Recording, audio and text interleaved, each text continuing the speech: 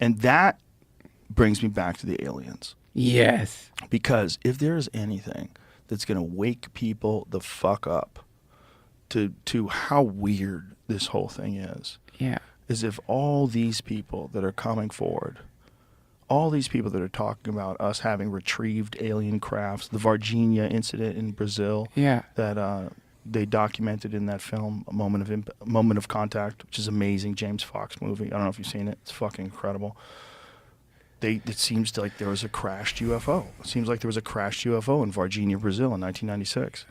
And it's like and you go into the town, they have a replica of it that's at the beginning of the town. Like it's like as you're entering into the town, they have a fucking UFO.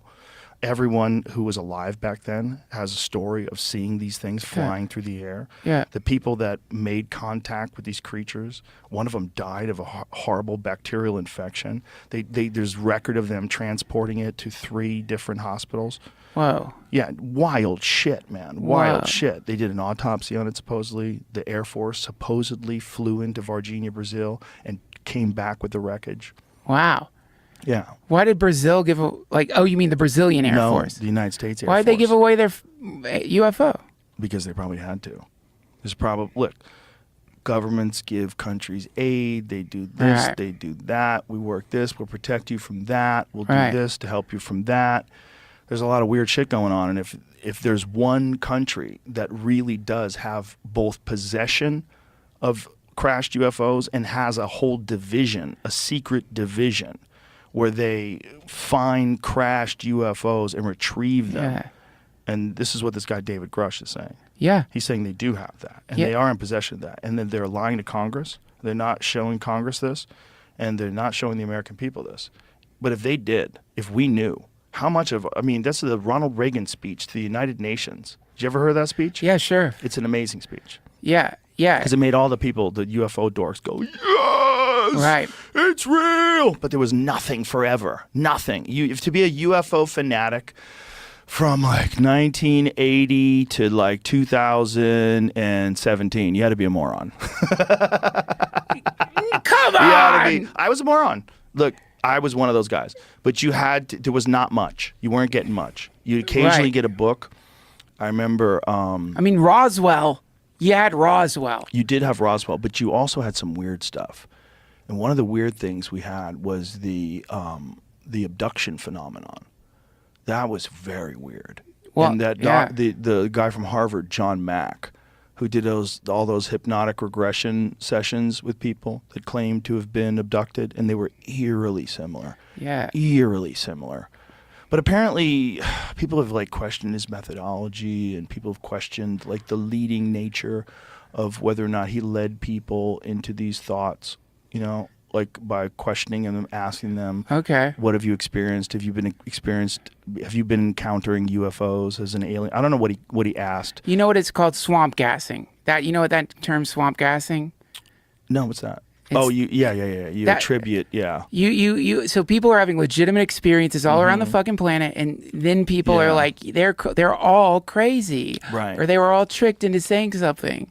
What are the criticisms of John? See if you can find Google criticisms of John Mack, abduction hypnotherapy. Man, I gotta use the back. Piss, right? This is the problem with these things. Like we have a zipper on the back.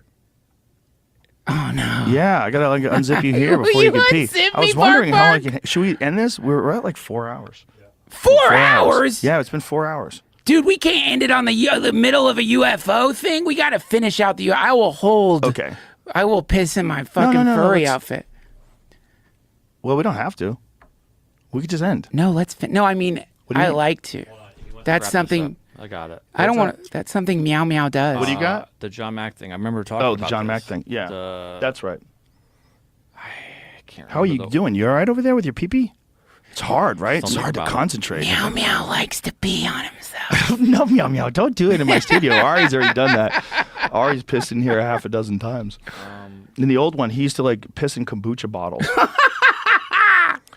Yeah. So he interviewed all those children in Zimbabwe that had a mass sighting, and that one's crazy. Very compelling. Very, very, very compelling. Because all these kids have the same story, and he talks to them independently, and they all have the same story. Look, man, if these fucking whistleblowers are telling the truth, we have been visited. Yeah. And these kids are telling the truth, which makes way more sense than they're all just lying and they all have the same story. Yeah. It doesn't make sense. It's going to be so fun to go back through every single, like, one of these events that we have, like, rolled our eyes at from the perspective that we have UFOs. Can you play some of this, Jamie? Yeah, when I remember reading about this, though, I would just want to add this in. I read that this is antithetical to what he's saying or what we're hearing right now.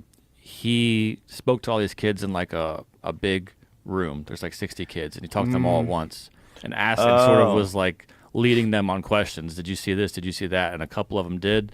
And then when they're in this environment where he's talking to them one-on-one, they're kind of all remembering what they talked about in that room. Oh, that's what I read. Interesting. I don't know if that's exactly what happened, but that's what I read to be like. But let's hear the kids talk. Where was the pointy part? Was the pointy part in here, or was the pointy part out there? Up there. And what was the feeling? Back it up, Jamie, so I can hear what he's talking about here. Like a pointy part out there. No. Did you see the eyes? Yeah, here it is. What did they look like? They were going like that.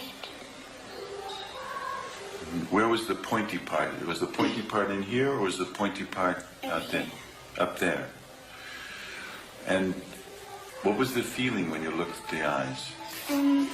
It was scary. Mm-hmm. And what scary? Why? What made it scary? The eyes looked evil. Evil. Mm-hmm. And what was evil about them? Say what you mean by evil.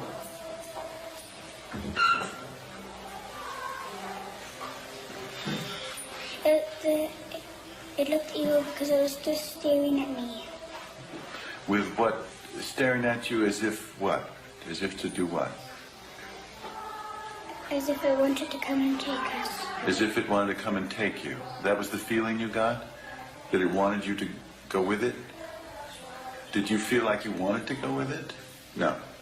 Did you feel, what was the effect on you when you felt it wanted to have you go with it? I just walked away and I started crying.